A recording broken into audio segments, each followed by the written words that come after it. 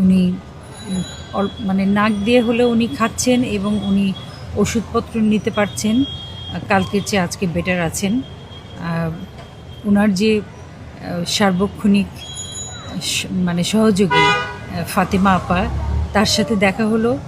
উনি উনি যদিও খুবই আবেগ আপ্লুত, কারণ ওনার উপর দিয়ে কী টেনশন যাচ্ছে সেটা তো আমরা বুঝতেই পারছি।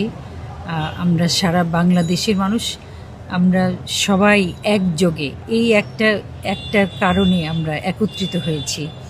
আমার বিশ্বাস যে আল্লাহ কারো না কারো হাত আল্লাহ কবুল করবেন। আমরা দোয়া করে যাচ্ছি, আল্লাহ ওনাকে দ্রুতই সুস্থতা দিন।